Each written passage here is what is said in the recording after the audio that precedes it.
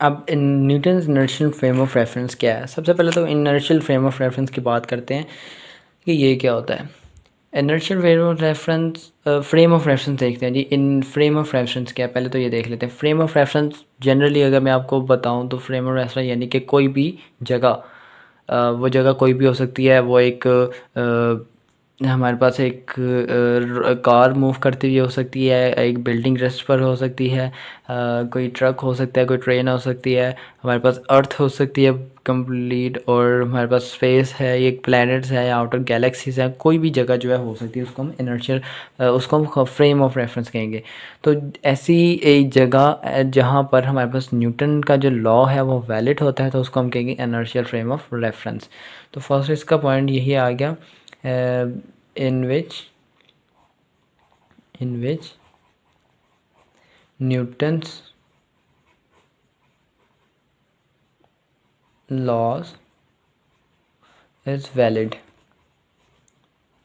ठीक है, ठीक है। अब अगर मैं आपसे एक और एग्जांपल जो है इनर्शियल फ्रेम ऑफ रेफरेंस के बारे के लिए मैं आपको अगर देखें, कंसीडर हम करते हैं कि एक ट्रेन है और वो ट्रेन मूव कर रही है अपनी यूनिफॉर्म स्पीड के साथ, यानी यूनिफॉर्म वेलोसिटी कह लें। तो उसके अंदर एक फ़ुटबॉल जो है, हमने उसकी जो ट्रेन के अंदर जो है उसके फ्लोर के ऊपर हमने एक फ़ुटबॉल रखा हुआ है, और अंदर आप जो है वो उस फुटबॉल को जो है वो वॉच कर रहे हैं, देख रहे हैं। अब वो फुटबॉल जो है वो अपनी, जब ट्रेन कांस्टेंट स्पीड से मूव कर रही होगी तो फुटबॉल रेस्ट पर रहेगा या और अपनी रेस्ट की कंडीशन को सेटिस्फाई करेगा। ठीक है, यानी कि हमारे पास जो फ्रेम ऑफ रेफरेंस यानी कि ट्रेन मूव कर रही है, लेकिन जो उसके अंदर जो बॉल पड़ा हुआ है वो रेस्ट पर, और आप भी ट्रेन के अंदर बैठे हुए हैं और आप भी रेस्ट पर मौजूद हैं। तो यानी कि हमारे पास नेशनल फ्रेम ऑफ रेफरेंस में हमारे पास जो बॉडीज़ होती हैं वो रेस्ट पर भी रहती हैं।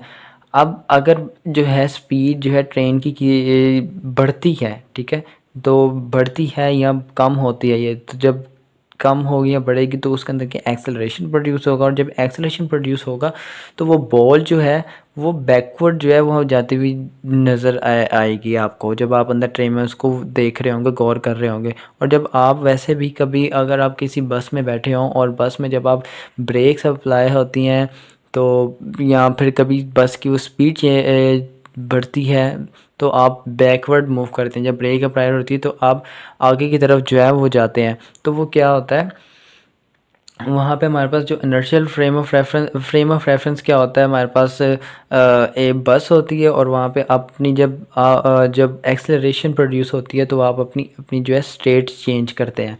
ठीक है, तो हमारे पास क्या हो सकता है कि Newton inertial frame of reference में हमारे पास ऑब्जेक्ट्स जो है वो रेस्ट पे भी हो सकते हैं और वो कांस्टेंट यूनिफॉर्म स्पीड के साथ जो है वो मूव भी कर सकते हैं। दूसरा पॉइंट क्या लिखेंगे, सो objects may be as rest at rest or moving with constant speed।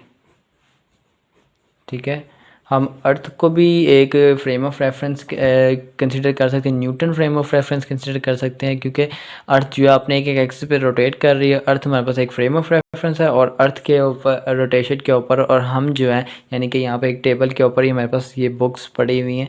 तो ये बुक्स जो हैं हमें तो ज़ाहिर रेस्ट पर लग रही हैं, लेकिन पड़ी तो ये टेबल जो है अर्थ के ऊपर है ना, तो अर्थ जो हमारे पास मूव कर रही है और अर्थ हमारे पास फ्रेम ऑफ रेफरेंस है। तो अर्थ के जो भी हैं और अर्थ के ऊपर हम मूव भी करते हैं, गाड़ियाँ वगैरह भी चलती हैं। ठीक है, तो वो गाड़ियाँ जो है वो मूव कर रही हैं, तो जो अर्थ भी जो है वो भी मूव कर रही है। तो यहाँ पर हमारे पास इनर्शियल फ्रेम ऑफ रेफरेंस में ऑब्जेक्ट्स में भी एट रेस्ट और मूविंग विद कांस्टेंट स्पीड। तो ये अर्थ वाली जो थी एक अदर एग्जांपल थी, और ये अर्थ की जो एग्जांपल थी जो सेकेंड ईयर में भी फर्स्ट ईयर में भी हमने जो थी वो बुक के अंदर जो है वो लिखी हुई थी, उसमें पढ़ी थी।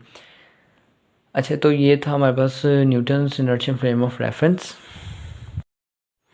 अगर हम न्यूटन्स लॉ ऑफ मोशन को 3 डायमेंशनली स्टडी करें, यानी कि कोई एक ऑब्जेक्ट है, फॉर एग्जांपल ये कोई ऑब्जेक्ट है, इसको हम क्या लिखते हैं ओ पॉइंट पे।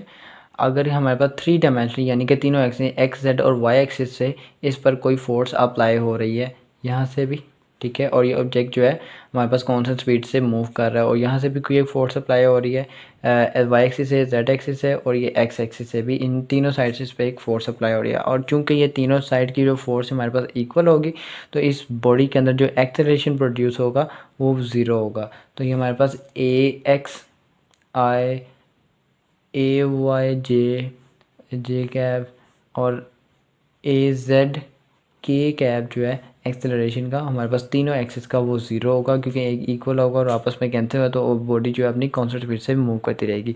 लेकिन और अगर वो बॉडी हमारे पास रेस्ट पे भी मौजूद है तो ये तीन एक्सिस में उनकी उसकी तरफ ये एक फोर्सेस अप्लाई होगी क्योंकि वो एक तीनों ये आपस में इक्वल होंगी मैग्नीट्यूड वाइज, तो वो आप फोर्सेस आपस में कैंसिल हो जाएंगी और जिसमें की वजह से हमारे पास जो रिजल्टेंट एक्सेलरेशन होगा वो ज़ीरो होगा। तो ये था हमारे पास Newton first law of motion, chapter number 2 particle dynamics, BSc physics का, मैकेनिक्स का। और जो आज हमने डिस्कस जो है कंप्लीट कर लिया। तो मैं उम्मीद करता हूँ आपको अच्छे से समझ आई होगी। आपसे मुलाकात होगी एक नेक्स्ट वीडियो में जिसमें हम सेकंड जो है Newton second law of motion, third law of motion discuss करेंगे। तो तब तक के लिए अल्लाह हाफ़िज़।